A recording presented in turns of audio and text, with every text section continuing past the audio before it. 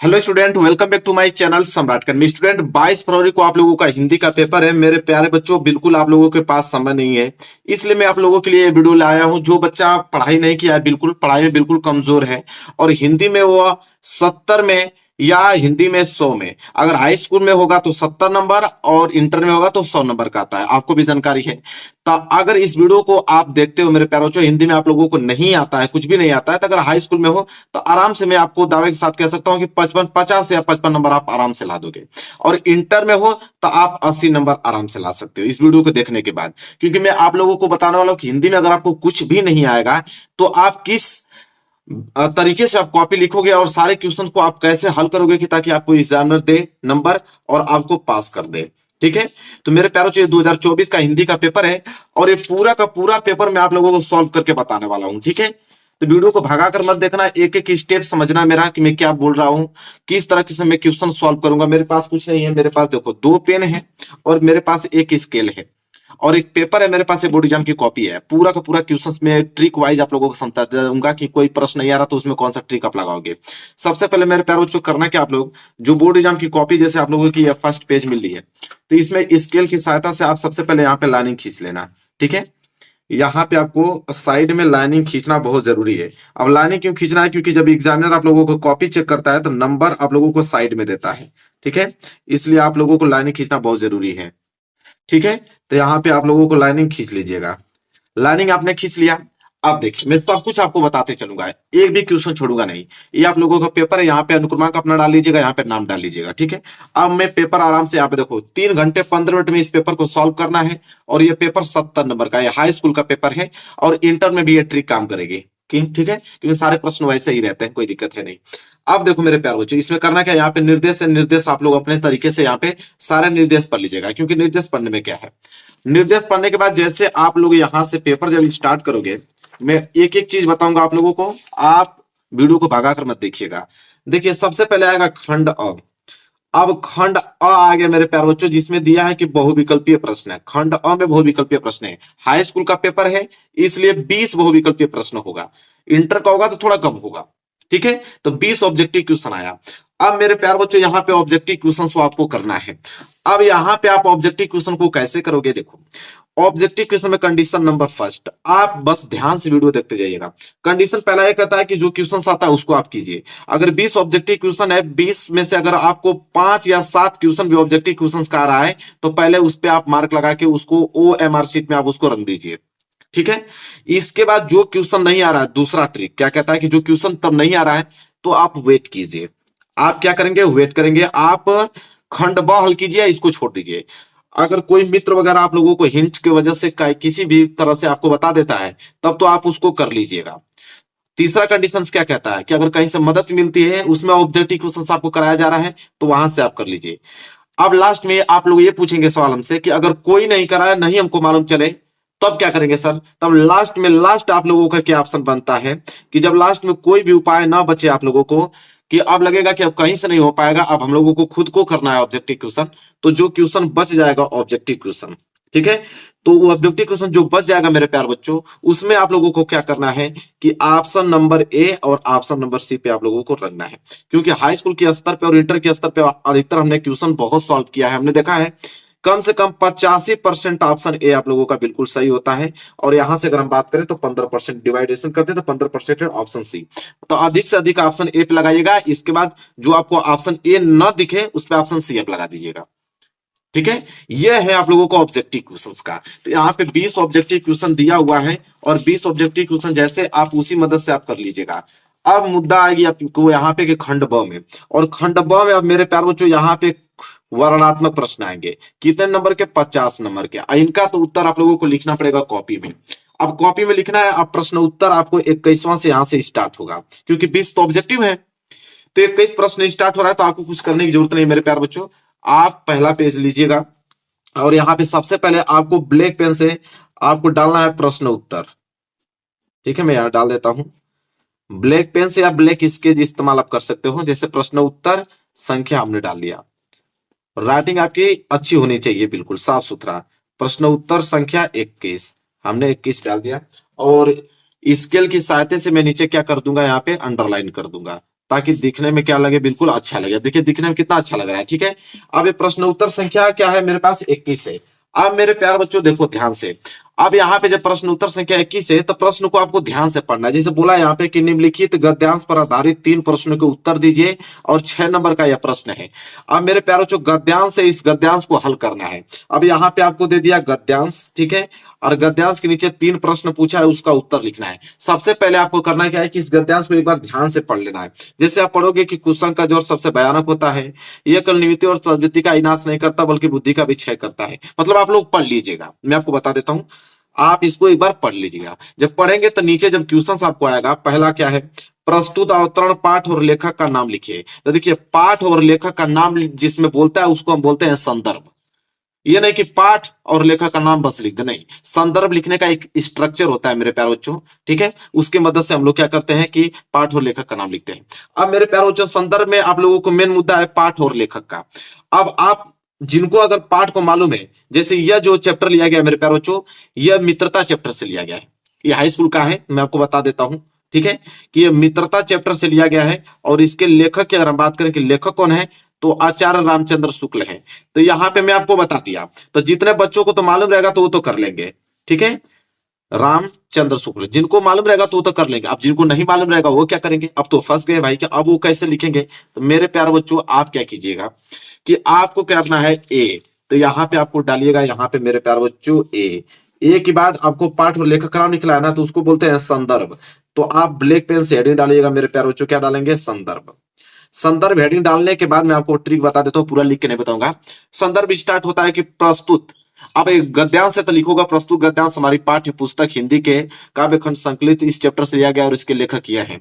तो मेन मुद्दा है आप लोगों के पाठ और लेखक के नाम। तो पाठ और लेखक के नाम अगर किसी को न मालूम है कि सर न मुझे पाठ मालूम है न लेखक का नाम मालूम है, तो वो क्या लिखेंगे, तो आपको कोई भी चैप्टर मालूम होगा, आपकी किताब हिंदी का कोई भी चैप्टर मालूम होगा, उस चैप्टर का नाम यहां लिख दीजिए। और ऐसा तो है नहीं कि लेखक का नाम ना मालूम हो, डॉक्टर राजेंद्र प्रसाद है तो डॉक्टर राजेंद्र प्रसाद लिख दीजिए, आचार्य रामचंद्र शुक्ल मान तो उनका नाम लिख दीजिए, जयशंकर प्रसाद मालूम है तो वही लिख दीजिए। लिखिए जरूर, गलत ही लिखिए, लेकिन आपको लिखना है। ये कब आप लिखोगे, जब आपको कुछ नहीं आएगा तब नहीं आप ट्रिक लगाओगे, लिखना है। लिखोगे तो मेरी गारंटी कि 2 नंबर का प्रश्न है ना, तो एग्जामिनर अगर ध्यान ना दिया तो 2 नंबर दे देगा, अगर ध्यान दे भी दिया तो वो आपको 1 नंबर जरूर दे देगा, पास हो जाओगे, इस बात की मेरी गारंटी है। लेकिन छोड़ के नहीं आना है। तो मेरे प्यारे बच्चों ये था संदर्भ में। अब रह गई बात बी वाला रेखांकित अंश की व्याख्या। व्याख्या में फिर आपको ट्रिक वही लगाना, मैं एक एक स्टेप बताऊंगा, बस वीडियो देखिए पूरा ध्यान से, ठीक है, पूरा समझ में आ जाएगा आप लोगों को। व्याख्या है तो आप यहाँ बी डालिए, और यहाँ ब्लैक पेन से आप क्या डालेंगे मेरे प्यारे बच्चों, व्याख्या। व्याख्या डालने के बाद अब आपको व्याख्या करना है। उसमें बोलेगा कि रेखांकित अंश की व्याख्या कीजिए। जैसे बोला यहाँ पे रेखांकित अंश की व्याख्या, जहां तक अंडरलाइन किया गया है कि कुसंग का जोर सबसे भयानक होता है, केवल नीति और सद्वृत्ति का विनाश नहीं करता बल्कि बुद्धि का भी क्षय करता है। अब आपको करना क्या, इसका व्याख्या बताना है। सबसे पहले आपको क्या करना है कि यहां से लेकर यहां तक इसकी लाइनिंग सेम टू सेम उतार दीजिए। जब उसकी लाइनिंग उतारोगे तो यह वाली लाइनिंग और नीचे वाली लाइनिंग आपकी क्या हो जाएगी मेरे बच्चों, फुल हो जाएगी, बिल्कुल क्या हो जाएगी, फुल हो जाएगी। अब नीचे क्या लिखना है, तो अपने से बनाकर लिख दो, नहीं बनाकर लिख पाओगे तो ये जो पैसेज दिया उसी के पैसेज में से आगे देखिए कामा लगा है ना, इसी कामा के यहां से उठाइए और कहां तक, यहां तक लास्ट तक लिखते, उसे नीचे छापते चले जाइए। और यहाँ पे जब छापेंगे मेरे प्यारे बच्चों तो 4-5 लाइन भर जाएगा, ये आपका व्याख्या हो गया। इसी तरह एक ऑप्शन और है, मतलब कि एक प्रश्न और पूछा है सी वाला कि युवा पुरुष की संगति के बारे में क्या कहा गया है, तो आपको मालूम है नहीं कि मैं क्या लिखूं, तो आपको यहाँ पे सी लिखने के बाद उसी पैसेज में से आप छाटकर फिर लिख दीजिए, या अपने से बनाकर लिख दीजिए, या आपके पास कोई एक पैसेज और है उसी पैसेज में से लिख दीजिए। ये आपका आंसर कंप्लीट हो गया। अब प्रश्न 21 आप किसी भी कीमत पे अगर प्रश्न आपको नहीं आएगा तो आप आराम से कर पाओगे। यही आपको ट्रिक लगाना है। यहाँ 2 देता है कि अगर पहला नहीं आता तो ये वाला कर दो, तो दोनों में ट्रिक काम आएगी, आप इसको कर दीजिएगा, ठीक है। इसके बाद प्रश्न नंबर 22, 21 तो कंप्लीट हो गया ना। प्रश्न नंबर 22 जो है मेरे प्यारे बच्चों, दिए गए पद्यांश पर आधारित 3 प्रश्न के उत्तर दिए। अब पद्यांश आ गया और ये कॉपी आपकी हो गई फुल। अब जब कॉपी फुल हो जाएगी, पहला पेज आपका फुल हो गया, तो आप यहाँ इस तरह करेंगे, आप इस तरह करेंगे और दूसरा पेज देखने को मिलेगा। फिर दूसरा पेज में आपको सेम वही काम करना है, यहाँ पे आराम से लाइनिंग खींच लेना है। फिर प्रश्न नंबर 22 है ना, फिर वही आप काम करना है कि प्रश्न उत्तर यहाँ पे आप क्या डालेंगे मेरे प्यारे बच्चों, 22। छोड़ के तो आना नहीं है, मैं आपको पूरा ट्रिक बता रहा हूं, एक भी क्वेश्चन आपका नहीं छूट के आएगा, मेरी गारंटी है। प्रश्न उत्तर 22, तो प्रश्न उत्तर 22 और नीचे स्केल के द्वारा आप अंडरलाइन कर लीजिएगा। प्रश्न उत्तर 22 को एक बार ध्यान से पढ़िए, देखिए क्या है। कह रहा कि पद्यांश, अब गद्यांश था, ये पद्यांश आ गया। पद्यांश में भी सेम वही चीज है, एक बार पद्यांश को पढ़ लीजिएगा। फिर यहाँ पे भी 3 प्रश्न दिया है, संदर्भ लिखिए, व्याख्या लिखिए और वही प्रश्न। सेम यही ट्रिक लगाना है, सेम वही ट्रिक। बस गद्य की जगह आपको क्या लिखना है, पद लिखना है। गद्य की जगह बस पद लिखना है, बाकी सेम ट्रिक वही फॉलो करोगे, प्रश्न नंबर 22 भी कंप्लीट हो जाएगा। समझ में आ गया ना। चलिए इसके बाद आइए प्रश्न नंबर 23। प्रश्न नंबर 23 में बोला है कि दिए गए संस्कृत का गद्यांश, अब देखो संस्कृत का गद्यांश है और बोला है कि संस्कृत के गद्यांश में से किसी एक का संदर्भ सहित हिंदी में अनुवाद कीजिए। 2 ठे दिया है, एक ये वाला दिया है और एक नीचे वाला दिया है। मेरे प्यार बच्चों, संस्कृत के गद्यांश में संस्कृत का चैप्टर मालूम है आपको, जैसे यहाँ पे दिया है वाराणसी है, भारतीय संस्कृति है, ठीक है। तो बहुत सारे चैप्टर है संस्कृत का, जैसे मुझे मालूम है और आपको भी जो मालूम होगा, ट्रिक से वही लगाना है, क्योंकि इसमें भी वही चीज होता है। एक संदर्भ लिखने के लिए आता है और मेरे प्यारे बच्चों एक हिंदी में अनुवाद। अब मेरे प्यारे बच्चों यहां फंसोगे, क्योंकि हिंदी में अनुवाद आएगा, ये तो दिया है संस्कृत में। ये मत करना कि संस्कृत का ही उठाकर लिख देना, ही नहीं, इसमें बोला है कि हिंदी में अनुवाद करो। तो हिंदी में आप कैसे अनुवाद करना है, तो आपके पिछला मैंने पैसेज आपको दिखाया, पैसेज था ना हिंदी का, 21वां प्रश्न, इसी में से उठाकर इसका अर्थ लिख देना है हिंदी में, उसी में को उठाकर हिंदी में अर्थ इसका लिख दो, ये भी आपका प्रश्न कंप्लीट हो गया। संदर्भ वाला तो वही ट्रिक रहेगा, हिंदी में अनुवाद के लिए उसी पैसेज में से उठा दो, आप लोगों का हो जाएगा। इसी तरह प्रश्न नंबर 24 देखो, ये भी संस्कृत का पद्यांश है, वो संस्कृत का गद्यांश पद्यांश, सेम ट्रिक, सेम ट्रिक इसमें भी अप्लाई कीजिए, क्योंकि वही मेथड इसमें भी लगेगा और सेम ट्रिक की मदद से भी आप लोगों का क्या हो जाएगा, सॉल्व हो जाएगा। अब आइए अगला प्रश्न, अगला प्रश्न देखिए, प्रश्न नंबर 25। प्रश्न नंबर 25 मेरे प्यारे बच्चों कि अपने पठित खंड काव्य के आधार पर निम्नलिखित प्रश्नों में से किसी एक का उत्तर दीजिए। अब इसमें क्या है कि ये जिला वाइज जाता है, ये किसके वाइज जाता है, जिला वाइज। जो आपके जिला में पूछा जाएगा मेरे प्यारे बच्चों वही करना होता है। बहुत सारे जिले में मुक्ति दूत आता है, बहुत सारे जिले में ज्योति जवाहर आता है, मेवाड़ मुकुट आता है, अग्र पूजा, एक खंड काव्य है, ठीक है। तो जो आपके जिला में आता है मेरे प्यारे बच्चों वो आपको करना है, बहुत सारा है, जैसे सुभाष मातृभूमि, कर्ण है, इसके बाद करमवीर है, तुमुल है। अब इसका क्या ट्रिक है मेरे प्यारे बच्चों, कुछ नहीं, जैसे तुमुल वाला है कि तुमुल खंड काव्य के आधार पर लक्ष्मण का चरित्र चित्रण कीजिए। अब यहाँ पे आपको लिख देना है प्रश्न उत्तर संख्या 24, ठीक है। आपको करना क्या है, कैसे लिखोगे, जैसे प्रश्न उत्तर संख्या 22 डाला हूं ना, तो नीचे आपको ब्लैक पेन से आपको लिख लेना है मेरे प्यारे बच्चों, यहाँ पे प्रश्न उत्तर संख्या 24। उसी तरह प्रश्न उत्तर संख्या 24 डालने के बाद आपको यहाँ पे खंड काव्य डालना है। क्या डालोगे यहाँ पे, खंड काव्य। और भी कौन सा खंड काव्य आप कर रहे हो, तो कोष्टक में तुमुल वाला कर रहे हो मेरे प्यारे बच्चों, तो यहाँ पे आपको डालना पड़ेगा तुमुल। खंड काव्य कर रहे हो, भी कौन सा, तुमुल कर रहे हो। यहाँ पे फिर एक हेडिंग बनाओगे, क्या बनाओगे, लक्ष्मण का चरित्र चित्रण बोला था ना, तो यहाँ पे लिखोगे मेरे प्यारे बच्चों लक्ष्मण का चरित्र चित्रण। बहुत आसान है, पास हो जाओगे। चरित्र चित्रण या की मेन हेडिंग हो गई, ठीक है। ब्लैक पेन से मेन हेडिंग हो गया। अब यहां से लिखना प्रारंभ करोगे। अब लक्ष्मण के बारे में जो जानते हो बना बनाकर अपना इसी तरह छापते चले जाओ। अब पूरा का पूरा अपने से बनाकर लिख देना मेरे प्यारे बच्चों, 1 नंबर नहीं, इस बात की मेरी गारंटी, आपको नंबर दिया जाएगा, पास हो जाओगे। फिर भी जाके पेज आप लोगों का भर जाएगा। जब पेज भर जाएगा तो अगला प्रश्न की तरफ बढ़ेंगे। प्रश्न वही 26 कि दिए गए लेखकों में से किसी एक का जीवन परिचय लिखते हुए उनके प्रमुख रचना का उल्लेख कीजिए। अब जीवन परिचय, डॉक्टर राजेंद्र प्रसाद, जयशंकर प्रसाद, आचार्य रामचंद्र शुक्ला। अब ऐसा तो कोई लड़का नहीं होगा कि जिनको जीवन परिचय न मालूम हो, ऐसा तो कोई लड़का नहीं जिनको जीवन परिचय न मालूम हो। जीवन परिचय में क्या होता है, प्रश्न उत्तर 26 है ना, आप लाइन खींच लीजिएगा इधर, मैं यहाँ पे डालता हूं, देखो प्रश्न उत्तर संख्या 26, यहाँ पे लिख दिया प्रश्न उत्तर संख्या 26। अब ऐसा है ना कि आप लोगों को जीवन परिचय न मालूम हो, फिर भी जीवन परिचय नहीं मालूम है तो उसका भी ट्रिक है। ट्रिक क्या कहता है, जीवन परिचय का ट्रिक समझो। जीवन परिचय का ट्रिक ये कहता है कि सबसे पहले जैसे आचार्य रामचंद्र शुक्ल का कह रहे हो, तो आपको लिखना है 4-5 चीज याद रख लो। देखो, माता का नाम, पिता का नाम, तो माता पिता का नाम तो आपको मालूम होना चाहिए। इधर आपको जन्म, इधर आपको मृत्यु, ये आपको मालूम होना चाहिए। माता पिता का नाम, जन्म मृत्यु, ठीक है। और लास्ट में बसता है रचनाएं, महत्वपूर्ण यही है। अब जो नाम जिनको मालूम रहेगा तो वो तो अपना जीवन परिचय बढ़िया से लिखेंगे, जिनको नहीं मालूम वो क्या करेंगे, माता का नाम किसी का भी लिख दो, पिता का नाम भी किसी से भी लिख दो। लेकिन याद रखना, जिनको कुछ नहीं आता है जब वो लिखना प्रारंभ करेंगे, तो मैंने ट्रिक बताया था कि जीवन परिचय लिखो तो जो जैसे माता का नाम, पिता का नाम, जन्म मृत्यु, उसको ब्लैक पेन से लिखना है। मैंने बताया था ना कि ब्लैक पेन से लिखना है। लेकिन जिनको कुछ नहीं आता है वो जब ट्रिक लगाएंगे तो वो ब्लैक पेन से नहीं लिखेंगे। जिनको आता है एकदम सही सही वही ब्लैक पेन से लिखेंगे, और जिनको नहीं आता वो ब्लैक पेन से नहीं लिखेगा। आप ब्लू पेन से पूरा लिख के चले आइएगा, क्योंकि ब्लैक पेन से लिखोगे तो एग्जामिनर का दिमाग वहीं जाएगा, जब वहीं जाएगा तो वो पकड़ लेगा आपको, उस पर फोकस करेगा तो दिमाग लगाएगा तो पकड़ लेगा। और सारा का सारा ब्लू पेन से लिख रहे होगा तो वो ध्यान नहीं देगा, वो सोचेगा कि जो पर्चा लिखा है बंदा दे देगा नंबर। तो माता का नाम कुछ भी लिख देना, पिता का भी नाम, जन्म आप कुछ भी डाल दो, मृत्यु कुछ भी डाल दो, ठीक है, हो जाएगा। लेकिन जन्म मृत्यु डालना मेरे प्यारे बच्चों तो आप 1600 से स्टार्ट करना, ठीक है, 1600 से। ये नहीं कि 2024 2023 डाल देना, तो गड़बड़ा जाएगा आप लोग। हमेशा 1600, 1620, 1623 या 1523 ऐसे आपको डालना है। और रचना में किसी का भी, दुनिया का किसी भी, जैसे आचार्य रामचंद्र शुक्ल का कर रहे हो, डॉक्टर राजेंद्र प्रसाद का रचना मालूम है ना, उन्हीं का रचना लिख दो। लहर, झरना, पहाड़, इधर उधर कुछ भी चीजें सब लिखते चले जाओ, आपको नंबर दे दिए जाएंगे। तो समझ में आ गया ना आप लोगों को। तो इधर आप लेखक का भी जीवन परिचय लिख दोगे, ख वाला जीवन परिचय कवि का दिया है तो कवि वाला में भी तो सेम वही आप लोगों का ट्रिक लगने वाला है, तो कवि का भी जीवन परिचय तुम लोग लिख दोगे, कोई दिक्कत नहीं है। इसके बाद आओ 27वां, कि अपने पाठ्य पुस्तक में से कंठस्थ कोई एक श्लोक लिखिए जो इस प्रश्न पत्र में न आया हो, जो इस पेपर में न आया हो वही श्लोक लिखना है। लेकिन मैं तो कहता हूं कि अगर आपको कुछ नहीं आता है तो वही श्लोक लिख दो जो इस पेपर में आया है, क्योंकि एग्जामिनर के पास उतना समय नहीं है कि वो देखेगा कि आपके एग्जाम में कौन सा आया था, ठीक है।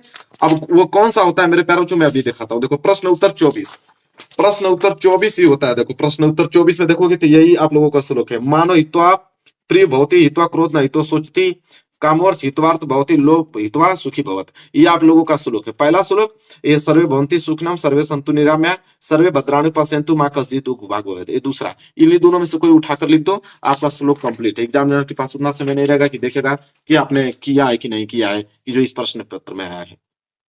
छोड़िए, अब आइए 28वां प्रश्न है। निम्नलिखित में से किन्हीं दो प्रश्नों का उत्तर संस्कृत में दीजिए।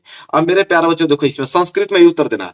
4 प्रश्न है, 4 में से किन्हीं 2 का देना। मान लो इसका उत्तर दे रहा हो, उत्तर में क्या लिखना, जैसे भारतीय संस्कृत में मूलम की मस्ती है ना, तो आपको करना क्या है कि आप जब इसका उत्तर लिखो सेम यही शब्द उतार दो उत्तर में, बस यहाँ पे हलंत को हटा देना, इस हलंत को हटा देना और लास्ट में क्वेश्चन मार्क को हटा देना, बस ये आंसर आप लोगों का कंप्लीट हो जाएगा। हलंत को हटाते हुए और क्वेश्चन मार्क को लास्ट में हटा देना, आप लोगों का आंसर कंप्लीट हो गया। अब कर लोगे ना प्रश्न नंबर 28, कोई दिक्कत नहीं होने चाहिए। अब आइए अगला प्रश्न नंबर 29। प्रश्न नंबर 29 क्या कहता है, निम्नलिखित में से किसी एक विषय पर निबंध लिखिए, 7 नंबर। अब निबंध लिखना है, जैसे पर्यावरण, आतंकवाद, जनसंख्या, नारी शक्तिकरण। निबंध का एक ट्रिक होता है मेरे प्यारे बच्चों, दुनिया का कोई भी निबंध है 2 चीजों पे एग्जामिनर नंबर देता है। जब भी निबंध लिख रहे हो प्रश्न उत्तर संख्या 29 डाल लो, कौन सा निबंध, जैसे पर्यावरण संरक्षण के उपाय, उसको हेडिंग डाल लो। निबंध में पहली हेडिंग और लास्ट हेडिंग ही कमाल की होती है। पहली हेडिंग आप ब्लैक पेन से प्रस्तावना डालना, पहली हेडिंग आपको ब्लैक पेन से प्रस्तावना, प्रस्तावना में कुछ भी लिखो कोई फर्क नहीं पड़ता है, एग्जामिनर बस सिर्फ प्रस्तावना देखेगा। फिर लास्ट हेडिंग देखो यहां मैं लिख देता हूं, लास्ट हेडिंग होता है उपसंहार। उपसंहार हेडिंग डालकर कुछ भी लिख दो, काम बन जाएगा आप लोगों को। जब भी आप एग्जामिनर कभी आपको लोगों निबंध चेक करेगा, इन्हीं दोनों पे निर्भर करता है। अब जैसे ही आपका प्रस्तावना देखेगा ना और जैसे ही आपका उपसंहार देखेगा, समझ जाएगा कि लड़का ने सही लिखा है, क्योंकि उसको हेडिंग मालूम है, ठीक है, तो आपको नंबर दे देगा। यही है, बाकी मैं तो बहुत अच्छा ट्रिक बताया हूं, मेरे चैनल पे जाके देख लेना, ठीक है। इसके बाद देखो 30वां प्रश्न, लास्ट प्रश्न है यह। 30वां है कि अपने क्षेत्र पर व्याप्त गंदगी के कारण उत्पन्न डेंगू और मलेरिया जैसी भयंकर बीमारियों की जानकारी किसी दैनिक पत्र के संपादक को देते हुए पत्र लिखे। अब इसका क्या ट्रिक है, इसका ट्रिक मेरे प्यार बच्चों ये है, देखो पत्र लेखन का मैं ट्रिक बताता हूं, यहाँ पे लिख देता हूं, ट्रिक समझ लो पत्र लेखन का। दुनिया का कोई भी पत्र लेखन आ जाए, अगर उसमें आपको नहीं आ रहा तो सबसे पहले करना क्या है, किसी को पत्र लेखन लिख रहे हो उसका पहले यहाँ पे एड्रेस होना चाहिए। मेन मुद्दा है उसका एड्रेस, यहाँ पे उसका आप एड्रेस डालिए, नाम क्या है, उसका गांव कहाँ है, पिन कोड क्या है, एड्रेस। इसके बाद यहाँ पे महोदय, यहाँ पे महोदय, इसके बाद कामा में, या तो महोदय नहीं तो सेवा में। महोदय ने लिखोगे तो लिख देना सेवा में, फिर कामा। इसके बाद अपने से पूरा का पूरा कहानी जिस पे भी पत्र लिखना हो उसकी पूरा का पूरा यहाँ पे अपना कंडीशन लिख देना कि किसके बारे में क्या चीजें में लिख रहे हो आप पत्र में। फिर लास्ट में कार्नर पे यहाँ पे आपका एड्रेस, अपना खुद एड्रेस, ठीक है, अपना मैं लिख देता हूं, अपना एड्रेस यहाँ पे लिख दीजिए। तो अपना एड्रेस तो सिंपल है, अपना एड्रेस लिख दो, लेकिन नाम मत लिखिएगा, नाम मत लिखिएगा, आइए और डेट लिखिएगा जरूर, क्योंकि डेट पे नंबर करते हैं, डेट आपको लिखना बहुत ही ज्यादा जरूरी है। लो भाई, अब पूरा का पूरा हमने ट्रिक बता दिया। अब ये पेपर जो आपके सामने था जिसमें आपको कुछ नहीं आ रहा था, मेरा दावा है कि जिस प्रकार में बताया अगर उस प्रकार करते हो, मेरी गारंटी है आप लोग कि हाई स्कूल में 70 में आप 55 नंबर ला दोगे और 100 में यहाँ 80, ठीक है। तो 55 में 30 नंबर प्रैक्टिकल का मिलता है तो 85 नंबर आपको हो गया। और इंटर में तो 80 नंबर मिलेगा ही मिलेगा। तो आपको कुछ भी नहीं आ रहा था, फिर भी आपने इतना अच्छा नंबर ला दिया और आप क्या हो गए, पास हो गए मेरे प्यारे बच्चों। थ्रू को ऐसी गलती मत कीजिएगा आप लोग मेरे प्यारे बच्चों, आप मेरे स्टूडेंट हैं, इसलिए मैं आप लोगों के लिए वीडियो बना दिया हूं, क्योंकि पहली बार आप एग्जाम देने जा रहे हो मेरे प्यारे बच्चों, कहीं आपसे कोई गलती ना हो जाए, ताकि आप कहीं फेल ना हो जाओ, न कहीं आप लोगों का पेपर कहीं रद्द ना कर दिया जाए। ऐसी बहुत सारी गलतियां होती हैं जो कि आप लोग नहीं जानते हो, ठीक है। हमारे यहाँ हर साल ऐसे बच्चे आप लोगों को देखने को हमेशा मिलेंगे, हमारे यहाँ हमेशा मिलते रहते हैं कि बहुत अच्छे पढ़ने में होते हैं, कुछ ना कुछ ऐसी गलती कर देते हैं कि जिसको वजह से वो फेल हो जाते हैं, या उनको वहां से भगा दिया जाता है, या उनको जेल भी हो सकती है। बहुत सारी ऐसी गलतियां हैं कि जो आप लोगों को बिल्कुल नहीं करनी है। तो मेरे प्यारों, वीडियो को पहली बात तो लाइक कर दो, चैनल पे ना तो चैनल को जरूर सब्सक्राइब कर लेना, ठीक है। और सारे स्टूडेंट जितने बच्चे 22 फरवरी को पेपर देने वाले उनके यहाँ वीडियो पहुंचा पाओ, कि ताकि वो गलती नहीं कर पाए और एक साल का उनका करियर ना बर्बाद हो पाए, ठीक है। क्योंकि बहुत अच्छे तरीके से उन्होंने तैयारी किया है और हमने भी बहुत अच्छे तरीके से तैयारी करवाया है। मैं नहीं चाहता हूं कि थोड़ी सी गलती की वजह से आप लोगों का पेपर जो है बिल्कुल बेकार हो जाए। तो मेरे प्यारों, जो सबसे पहले मैं आप लोगों को बताना चाहूंगा, एक एक पॉइंट पे ध्यान दीजिएगा आप लोग। सबसे पहला जो पॉइंट है मेरे प्यार बच्चों, वो है आप लोगों का एग्जाम टाइम, ठीक है। सबसे पहले आप लोग क्लास 10th हो या 12th हो, अपना एग्जाम टाइम, जैसे सुबह क्लास 10th वालों का एग्जाम 8:30 बजे से स्टार्ट है, ठीक है। तो अगर 8:30 बजे से आप लोगों का पेपर स्टार्ट है, तो आपसे रिक्वेस्ट मेरे प्यार बच्चों कि आप 1 घंटा पहले आप एग्जाम सेंटर पहुंच जाइए, मतलब 7:30 बजे तक आप पहुंच जाइए। 7:30 बजे तक आप लोगों को एग्जाम सेंटर पर किसी कीमत पे पहुंच जाना, 1 घंटा पहले मेरे प्यार बच्चों। ये नहीं कि आप रात को बिल्कुल रात भर पढ़े और रात को 4 बजे सो जाए और इसके बाद उठे तो पता चला कि पेपर ही पूरा समाप्त हो गया है, आप 9 बजे उठो। तो ये काम नहीं करना, आपको एकदम रात भर जगना है, ठीक है। आपको 4 बजे ही आपको उठ जाना है, सुबह 4 बजे उठ जाइए, फिर आप पढ़ लीजिए अच्छे तरीके से जो भी आपका नोटबुक है, ठीक है, उसको रिवाइज कर लीजिए। 7:30 बजे तक आपको सेंटर पे पहुंच जाना है, ठीक है। मतलब 1 घंटा पहले आपने सेंटर पर पहुंचना है, क्योंकि आपको जानकारी नहीं होगी कि सबसे पहले वहां पे जाओगे तो बहुत सारी चेकिंग होती है, ठीक है। इसके बाद अपना रोल नंबर खोजना पड़ेगा आप लोगों के, कौन सा आपका रोल नंबर है, कौन सा रूम में आप लोगों बैठेंगे, ये बहुत सारी चीजें होती हैं, ठीक है। तो आपको 1 घंटा जरूर पहले पहुंचना है। इसके बाद मेरे प्यारे बच्चों, अगर हम आगे बात करें दूसरा टॉपिक है मेरे प्यारे बच्चों की, आप लोगों को जूता मोजा नहीं पहन के जाना है। बिल्कुल आप मेरी बात मानिए, आप लोगों को ज्यादा स्टाइलिश बनने के चक्कर में आप पूरा बेकार कर दोगे। जूता मोजा आप ना पहन के जाइए, आप चप्पल का इस्तेमाल कर सकते हो, सिंपल आप स्लीपर एक पहन लो अच्छे तरीके से। ये नहीं कि जूता मोजा पहन के ज्यादा स्टाइलिश हीरो बनने के चक्कर में आप पूरा करियर बर्बाद कर दोगे। क्योंकि आपको मालूम नहीं है कि बहुत सारे ऐसे बच्चे होते हैं कि जिनको लगता है कि पढ़े तो होते नहीं है साल भर, वो क्या करते हैं कि चीट का इस्तेमाल करते हैं, चीट वगैरह कहीं ना कहीं जूता में या मोजा में छिपा लेंगे और बाद में पकड़ जाएंगे तो भाई उनकी दशा बहुत खराब हो जाएगी। आपको मालूम नहीं है कि बहुत बुरा मार पड़ता है उन लोगों को, और उन लोगों को जेल भी भेजा जाता है मेरे प्यारे बच्चों, आपको मालूम नहीं होगा। इसलिए मैं नहीं चाहता हूं आप लोगों की ऐसी गलती करें। जूता मोजा पहनने की जरूरत नहीं, आप सिंपल स्टूडेंट हो, आप अपना ड्रेस पहन लीजिएगा स्कूल का और स्लीपर पहन लीजिएगा, आराम से अपना जाके पेपर दीजिएगा, ठीक है।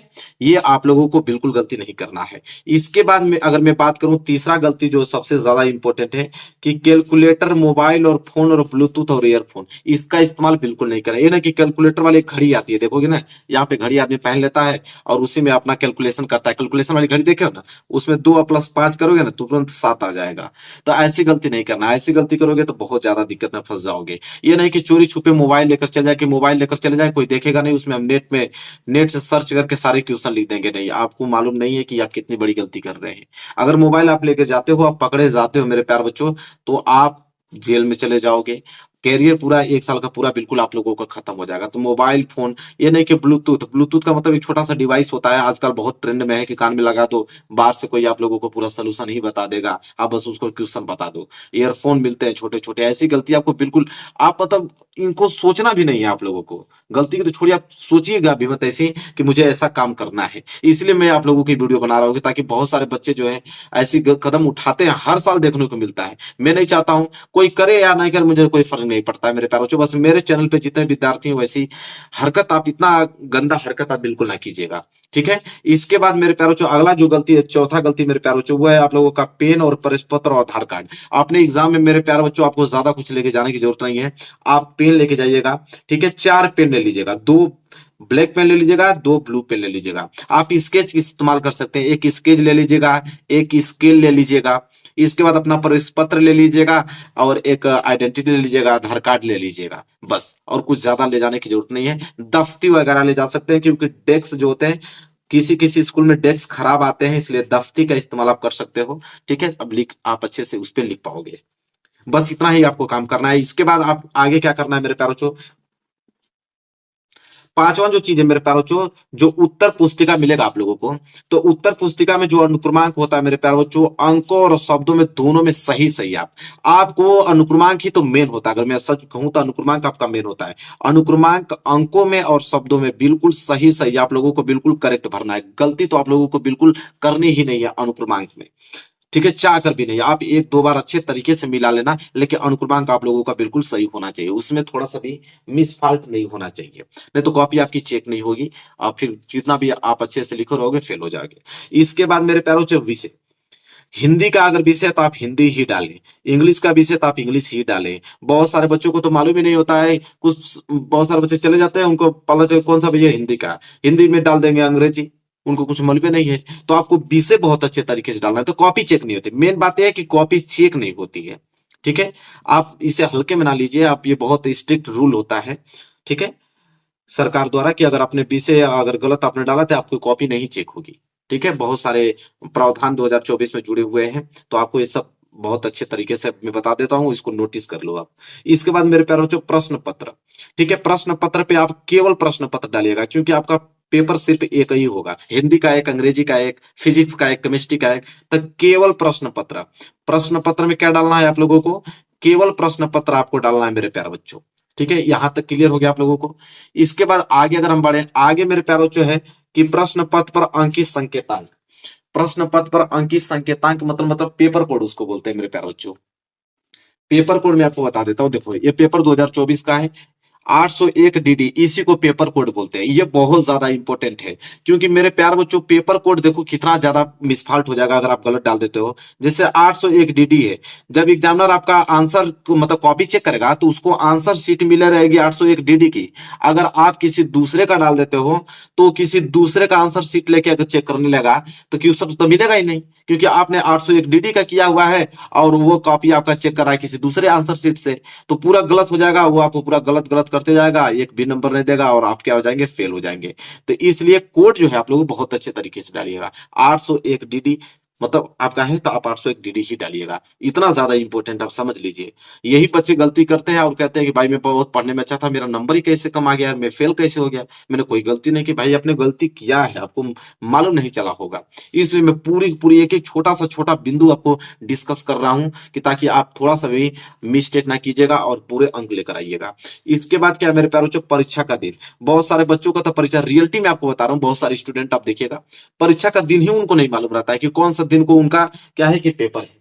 ठीक है, पता चलेगा कि एग्जाम में बैठने के बाद सर से पूछेंगे सर कौन सा दिन है, तो सर से पूछोगे तो गालियां ही पाओगे, क्योंकि भाई वो आपको ये नहीं मालूम कि आपको कौन सा दिन का पेपर है, या किसी लड़के से पूछना पड़ेगा। तो आप परीक्षा का दिन जरूर याद करके जाए कि कौन कौन से पेपर आपका कौन कौन से दिन का है, क्योंकि आपको लिखना पड़ेगा परीक्षा का दिन। इसके बाद मेरे प्यारों चौक परीक्षा की तिथि एवं पाली, किस डेट को आपको पेपर है, कौन सी पाली में है। अगर आप हाई स्कूल में होंगे तो मेरे प्यारों चौक आप प्रथम पाली डालिएगा। ठीक है, प्रथम पाली। अगर आप इंटर में होंगे तो आप द्वितीय पाली डालिएगा, द्वितीय पाली। ठीक है, तो ये बात बहुत आप जरूरी है, इसको ध्यान में रखिएगा आप लोग, परीक्षा की तिथि एवं पाली। इसके बाद अगर हम बात करें मेरे प्यार बच्चों, सबसे ज्यादा इंपॉर्टेंट तो ये होता है केंद्र का नाम। बहुत सारे बच्चों को तो मालूम ही नहीं होता कि केंद्र के नाम में डाले क्या। वो क्या करते हैं, अपने स्कूल का ही नाम डाल देते हैं, कि जिस स्कूल में वो पढ़ते हैं वो उन्हीं स्कूल का नाम डाल देते हैं। बाद में मालूम चलता है कि अरे यार तो बड़ा मिस्टेक है। तो अगर कोई भी चीज, मैं आपको रियलिटी बता रहा हूँ, कोई भी चीज अगर आपको समझ नहीं आ रही है तो आप आपके एग्जाम हॉल में एक टीचर रहेंगे, उनसे आप पूछ सकते हैं। इसमें कोई इंसल्ट वाली बात नहीं है कि लड़के हंसेंगे कि क्या बोलेंगे क्या नहीं, उसमें कोई आप सोचिएगा मत। अगर कोई भी चीज आपको नहीं समझ में आ रही है आप पूछ सकते हैं, क्योंकि आपकी जिंदगी का सवाल है। एक साल आपने बहुत अच्छे तरीके से स्टडी किया हुआ है, समय गवाया है, पैसा गवाया है आपने। ठीक है, तो आप पूछ सकते हैं, ये नहीं कि गलती आप फिलअप कर दो। कोई चीज नहीं समझ में आ रहा आप टीचर को बोले, आप पूछ लीजिए, इसमें कोई शर्माने वाली बात नहीं है मेरे प्यारे। जो केंद्र का नाम है कहाँ डाला जाता है मालूम है आपको, केंद्र का नाम तो जहां जिस स्कूल में आप पेपर दे रहे हो, जिस स्कूल में सेंटर आपका गया है, जिस स्कूल में आप बैठ के प्रेजेंट टाइम में पेपर दे रहे हो, उस स्कूल का नाम केंद्र में डाला जाता है मेरे प्यारे बच्चों। तो यह आप लोग मिस्टेक मत कीजिएगा, ये नहीं कि आप जिस स्कूल में पढ़ते हो उसी का नाम आप डाल दो। ठीक है, तो यह आप लोगों को बहुत सुधार में लाना है। इसके बाद मेरे प्यारे बच्चों, रफ कार्य के लिए, रफ कार्य वैसे अगर हम बात करें तो मैथ में होता है और किसी भी सब्जेक्ट में नहीं होता है, लेकिन अगर मैं आपको बता दूं कि मैथ में जो रफ कार्य करते हैं तो पीछे करते हैं। कहाँ करते हैं? पीछे करते हैं। अब पीछे जब रफ कार्य कर लेते हो तो उसको यहाँ पे इस तरह काट दो, और काटने के बाद उस पर एक बड़ा सा लिख दो कि रफ कार्य। ठीक है, क्या लिखोगे? रफ कार्य, फिर उसको काट दोगे। ये काम आपको करना है, क्योंकि मैथ में ही रफ कार्य किया जाता है और किसी भी सब्जेक्ट में तो आप कर नहीं सकते हो। इसके बाद अगला पॉइंट देखिए, व्हाइटनर, इरेजर, नाखून और ब्लेड। ये नहीं कि व्हाइटनर का प्रयोग ले जाए, ये क्योंकि इस बार OMR सीट में भी आपका पेपर होने वाला है। ठीक है, ये नहीं कि ऑप्शन आपने ए रंग दिया, बाद में मालूम चला कि ऑप्शन सी है तो इसको व्हाइटनर से रंग दे। नहीं नहीं, व्हाइटनर का प्रयोग तो करना ही नहीं है बिल्कुल। ठीक है, व्हाइटनर का प्रयोग आपको नहीं करना है मेरे प्यारे बच्चों, ना तो ले जाना है। इरेजर नहीं ले जाना। इरेजर आप कला में ले जा सकते हो, मैथ में ले जा सकते हो, और अन्य सब्जेक्ट में आपको इरेजर नहीं ले जाना है। ठीक है, नाखून आपके बड़े नहीं होने चाहिए, नाखून बिल्कुल आप छोटे करके जाइएगा एग्जाम में, और ब्लेड वगैरह नहीं लेकर जाइएगा आप लोग। ये सारी चीजें जो हैं आप लोगों को बिल्कुल एकदम छूना ही नहीं है आप लोगों को, सच बताऊं तो। इसके बाद मेरे प्यारों, जो सबसे ज्यादा इंपॉर्टेंट आपको बात बता रहा हूं उसको आप नोटिस कीजिए। जो आप लोगों का एक चीज याद रखिए कि पेज जो मिलते हैं, तो पहली बात तो आप कम से कम 4 या 5 पेज इतना सुंदर लिखिए कि एग्जामिनर खुश हो जाए देखकर। पहली पॉइंट, इतना अच्छा लिखिए, जो प्रश्न आ रहा है उसको सबसे पहले आप कीजिए, आप बहुत अच्छे तरीके से लिखिए। इसके बाद जो आप लोगों का पेज मिलेगा, जो इस तरह पेज होता है मेरे प्यारों, जो पेज में ये जो लाइनिंग आप खींचते हैं, तो यहाँ लाइनिंग जब खींचते हैं ना, तो यहाँ पे अपना रोल नंबर जरूर डाल लीजिएगा। अब सोचेंगे कि रोल नंबर का है, रोल नंबर बहुत ज्यादा जरूरी है। रोल नंबर नहीं डालोगे तो कॉपी भी चेंज हो जाती है, कॉपी चेंज हो जाती है। आपको मालूम नहीं है, मैं आपको टीचर हूं, बता देता हूँ, कॉपी आपको चेंज हो जाएगी। ये आप कहोगे कितना अच्छे से लिखा था मैंने, मेरा तो 85% फिक्स है, और जब रिजल्ट आएगा तो मालूम चलेगा कि 65% है। तो आप सोचोगे ऐसा कैसे हो सकता है यार? तो वैसे ही हो सकता है, जो मैं आपको बता रहा हूँ बस उस पर फॉलो करो, आप किसी दूसरे की बात मत सुनना। जो मैंने जो बिंदु बताया वो बिंदु को फॉलो करना, वही काम करना आप लोग। रोल नंबर हर एक पृष्ठ पे आप लोग डालते जाना। ठीक है, उससे आप लोगों को कॉपी कोई टच नहीं कर सकता है। जो लिखे रहोगे उसका नंबर पूरा का पूरा आपको दिया जाएगा। मेरे प्यारों बच्चों, ये वीडियो इतना ज्यादा खास है ना, सारे स्टूडेंट यहाँ पहुंचा दो, ताकि वो एक गलती ना कर पाए मेरे प्यारों बच्चों, कि उनका करियर बर्बाद ना हो और आपके वजह से उनका करियर बच जाए। और अच्छे तरीके से आप पढ़ाई किया है आपने, 85%, 95% लाकर अपने माँ बाप का नाम रोशन कीजिए, अपने जिला का नाम रोशन कीजिए, और मेरे चैनल का भी नाम रोशन कीजिए। तब वीडियो को शेयर कर देना मेरे प्यारे बच्चों। चैनल पे नए हो गए तो चैनल को जरूर सब्सक्राइब कर लेना। मिलेंगे एक प्यारे से नेक्स्ट वीडियो में, तब तक के लिए धन्यवाद।